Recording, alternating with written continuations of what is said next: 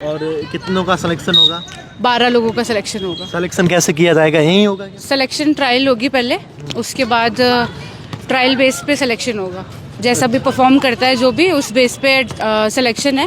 फिर 12 लड़कियां सेलेक्ट होंगी, उनको किट प्रोवाइड करेंगे। फिर हम लोग 3 तारीख को सुबह 10 बजे का बोला है, ट्रेन है, तो जोधपुर होते हुए भावनगर के लिए रवाना होंगे। मेरे पिताजी एसडीएम ऑफिस में 4th क्लास सर्वेंट थे, और बैकग्राउंड में हम 5 बहनें हैं। और मेरे से सबसे बड़ी वाली जो बहन है वो क्रिकेट खेलती थी, तो उन्होंने मुझे स्पोर्ट्स के लिए सपोर्ट करा। उसके अलावा तो हमारा फैमिली बैकग्राउंड में कोई स्पोर्ट्स से रहा नहीं है, सिर्फ मैं ही हूँ जो स्पोर्ट्स को मैंने आगे बढ़ाया है अभी। एक्चुअली मैं LNIP चली गई थी NIS के डिप्लोमा के लिए, मैंने NIS करा हुआ है। तो वहाँ से मैंने ऑल इंडिया यूनिवर्सिटी खेला था, उसमें 3rd प्लेस हम लोगों का लगा था। उसके बाद कोरोना के टाइम में जब ये फॉर्म निकले थे तो मैंने इसके लिए अप्लाई करा था। उस बेस पे ट्रायल हुआ था, उसके बाद मेडिकल और पूरा प्रोसेस हुआ, उस बेस पे मेरा सिलेक्शन हुआ है उसमें। हमारे साथ कमलेश तड़ागी है, जो राजस्थान के ही रहने वाले हैं और भारत के लिए इंटरनेशनल बास्केटबॉल खेल चुके हैं, और अभी फ़िलहाल सब इंस्पेक्टर के तौर पर भीलवाड़ा में इनकी ड्यूटी भी लगी हुई है। बाड़मेर पहुँचे हैं, इनसे बातचीत करेंगे कि कब इनकी बास्केटबॉल में शुरुआत हुई थी और कैसे रुचि बढ़ी, और फिर इंटरनेशनल भी खेले, उनके बारे में बातचीत भी करेंगे। कब पहुँचे आप बाड़मेर? पहले तो आपका स्वागत है बाड़मेर में। Thank you. बाड़मेर हम कल सुबह पहुँचे थे 6 बजे। कल सुबह 6 बजे। तो क्या आपके आगामी और मैच है इसकी प्रैक्टिस के लिए या? हाँ, ये सीनियर नेशनल का कैंप चल रहा है। अभी हम लोग भावनगर जाएंगे। अभी यहाँ कैंप चल रहा है, सिलेक्शन ट्रायल 28 को बोली है, तो जैसी ट्रायल होगी उसके बाद टीम डिक्लेयर होगी, फिर हम भावनगर के लिए निकलेंगे। तो कितनी लड़कियां हैं यहाँ के? अभी 17 लड़कियां टोटल आई हैं। 17 आई हाँ। है। और कितनों का सिलेक्शन होगा?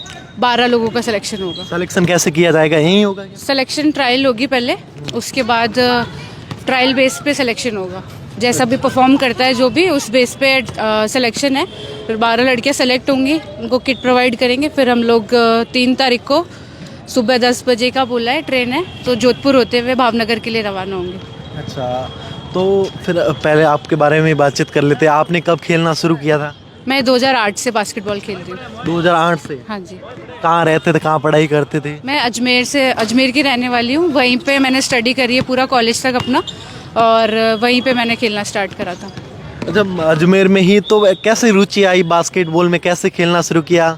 और भी खेल खूब है वैसे, लड़कियां ऐसी चीज़ों में ज़्यादा दूरी रहती है, ज़्यादा डांसिंग। मेरे स्कूल के जो PTI सर हैं वो मेरे को लेकर आए थे स्पोर्ट्स में। मैं पहले जिम्नास्टिक्स खेलती थी, फिर उसके बाद में मेरी जो कोच है मैम शाइना रहे थे, वो एक दिन इवनिंग में ऐसे प्रैक्टिस करा रहे थे, तो मैं एज अ रिक्रिएशन एक्टिविटी के लिए मैं वहाँ गई थी।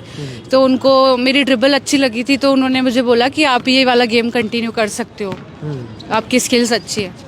तो ऐसे मैं मतलब बास्केटबॉल खेलने लग गई फिर। अच्छा, तो फिर आपने कब इंटरनेशनल खेला पहली बार?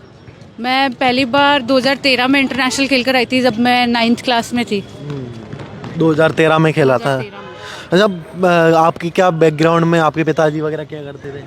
मेरे पिताजी SDM ऑफिस में 4th क्लास सर्वेंट थे, और बैकग्राउंड में हम 5 बहनें हैं। और मेरे से सबसे बड़ी वाली जो बहन है वो क्रिकेट खेलती थी, तो उन्होंने मुझे स्पोर्ट्स के लिए सपोर्ट करा। उसके अलावा तो हमारा फैमिली बैकग्राउंड में कोई स्पोर्ट्स से रहा नहीं है, सिर्फ मैं ही हूँ जो स्पोर्ट्स को मैंने आगे बढ़ाया है अभी। तो बाकी आपकी बहनें वो भी अब खेलती है स्पोर्ट्स? नहीं, अब वो नहीं खेलते हैं, बस मैं ही अपने घर से जो स्पोर्ट्स को कंटिन्यू कर रही हूँ। सपोर्ट। फिर आप सब इंस्पेक्टर के तौर पर भीलवाड़ा में आपकी ड्यूटी है, कब आपकी ड्यूटी लगी? नेशनल खेलने के बाद लगी या इंटरनेशनल? हाँ, मैं LNIP चली गई थी NIS के डिप्लोमा के लिए, मैंने NIS करा हुआ है। तो वहाँ से मैंने ऑल इंडिया यूनिवर्सिटी खेला था, उसमें 3rd प्लेस हम लोगों का लगा था। उसके बाद कोरोना के टाइम में जब ये फॉर्म निकले थे तो मैंने इसके लिए अप्लाई करा था। उस बेस पे ट्रायल हुआ था, उसके बाद मेडिकल और पूरा प्रोसेस हुआ, उस बेस पे मेरा सिलेक्शन हुआ है उसमें। देखिए, एक लड़की को कितनी परेशानियां, आप तो 15 सालों से खेल रहे हो, तब कितनी परेशानियां उठानी पड़ती थी, और क्या क्या इक्विपमेंट थे आपके खेलने के लिए तब, और अब क्या आप हो चुके हैं? लड़कियों को एक्चुअली क्या होता है कि स्टार्टिंग से बाउंड्रीज में रखा जाता है कि टाइम फिक्स होता है। जैसे आज भी यही चीज़ होती है कि लड़कों के लिए टाइम नहीं देखा जाता, बट लड़की को अब घर से बाहर निकलने से पहले एक बार पेरेंट्स बोलते हैं कि देखो ये टाइम हो गया है, इस टाइम पे बाहर जाना सही नहीं है। तो पहली चीज़ तो ये है कि लड़कियों के लिए बाउंड्रीज है, वो हमारे घर में भी है, और ग्राउंड का भी टाइम देखो। जैसे ग्राउंड के लिए हमको लेट नाइट यहाँ ग्राउंड नहीं मिलेगा, but boys late night practice कर सकते हैं। तो एक चीज़ है कि लड़कियों के लिए बाउंड्रीज यही है सबसे पहली चीज़।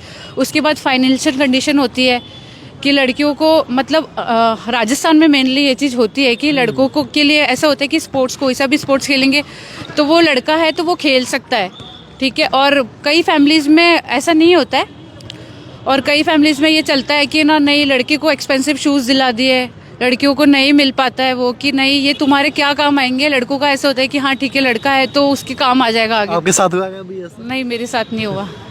तो आप पहले 15 साल की बात, अब उसमें कितना बदलाव आया है? लड़कियों को आप खेलने देते हैं नाइट को भी? अब हाँ। बाउंड्री है कि नहीं है? देखो कुछ चीज़ों में बाउंड्रीज है और वो ठीक भी है क्योंकि इन्वायरमेंट के अकॉर्डिंग वो चीज़ होनी चाहिए। बट अब काफ़ी चीज़ में बदलाव आ गया है, जैसे स्पोर्ट्स वैकेंसीज निकलने लग गई है तो घर वालों ने देखा है कि लड़कियों को भी अपॉर्चुनिटी उतनी मिलती है जितनी लड़कों को मिलती है।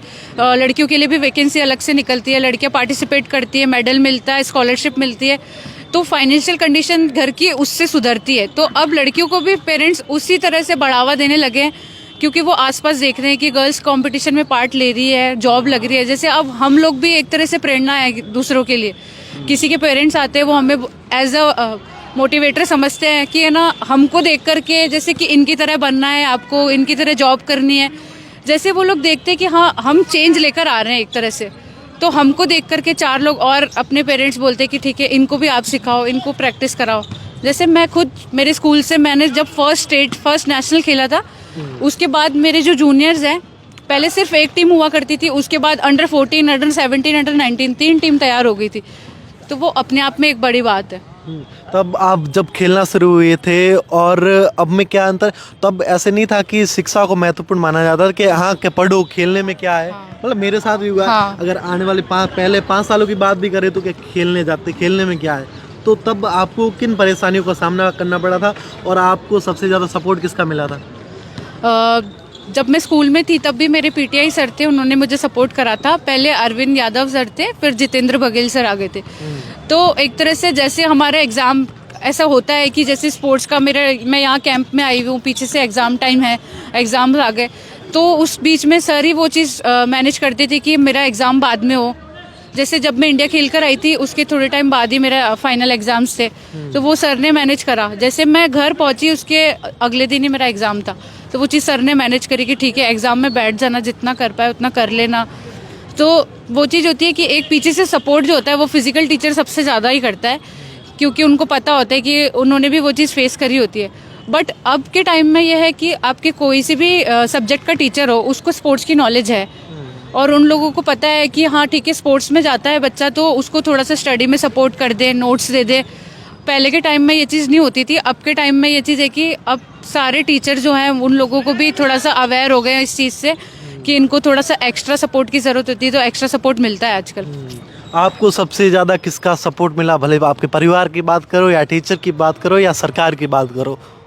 देखो सरकार से तो मैं अभी गवर्नमेंट जॉब में ही हूँ, बट मैं कहना चाहूँगी कि जब मुझे उस टाइम ज़रूरत थी तब मुझे गवर्नमेंट से सपोर्ट नहीं मिला था।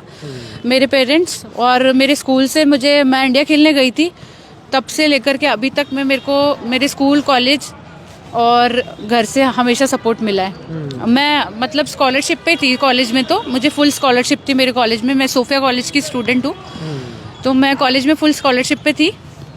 मेरे कॉलेज से मुझे फुल स्कॉलरशिप मिली है और स्कूल में भी मेरे को स्कॉलरशिप मिलती रहती थी।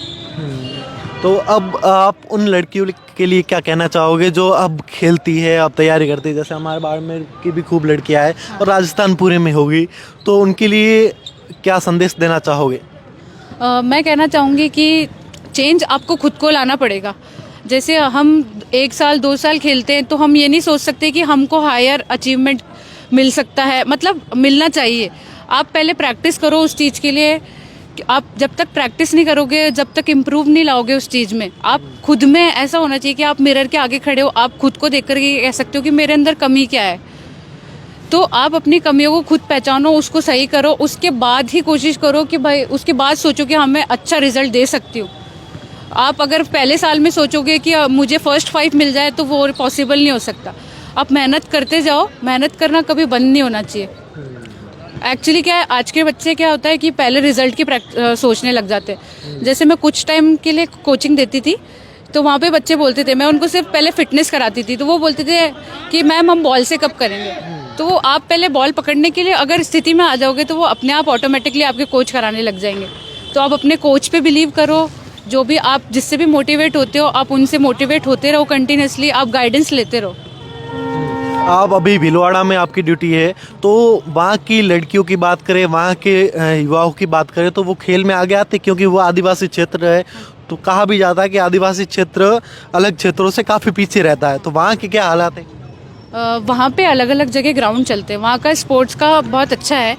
वहाँ पे बीच में एक नगर निगम का स्टेडियम है, वहाँ पे 2 ग्राउंड है, वहाँ पे दोनों टाइम प्रैक्टिस चलती है। और एक और ग्राउंड है कावाखेड़ा में, वहाँ पर भी एक टीम प्रैक्टिस करती है और बाकी सब अपने स्कूल्स में प्रैक्टिस करते ही हैं। तो वहाँ का मतलब प्रैक्टिस का शेड्यूल बना हुआ है आराम से। एक्चुअली क्या है ना कि जैसे ग्राउंड नहीं होते ना तो प्रैक्टिस नहीं हो पाती है लोगों की एक जगह, क्योंकि चाहिए होती है सबको, और एक कोच जो गवर्नमेंट कोचेज़ है। अपने राजस्थान में साई के कोचेज़ ही नहीं है ज़्यादा, क्योंकि वैकेंसी नहीं निकलती है। जैसे जयपुर में ऐसे स्टेडियम है, ऐसे स्टेडियम बने हुए नहीं है, तो कोचेस नहीं लगे हुए उसमें, तो प्रैक्टिस कहाँ करेंगे लोग।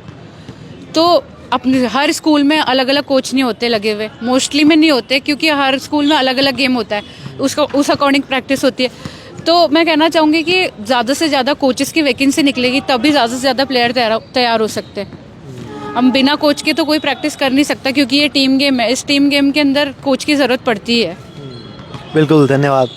देखिए हमारे साथ राजस्थान की बेटी कह सकते हैं इनको, क्योंकि बिल्कुल है ही राजस्थान की बेटी, जो इंटरनेशनल खेल चुके हैं और आज से 15 साल पहले इन्होंने शुरुआत की थी। और एक अच्छा संदेश आज के लिए उन परिवार के लिए, उन माता पिताओं के लिए दिया है जिनकी बेटियां आज के समय में जो खेल खेलती है और आगे बढ़ने की तमाम कोशिश करती है। द खटक से मैं आपका साथी राजेंद्र, शुक्रिया।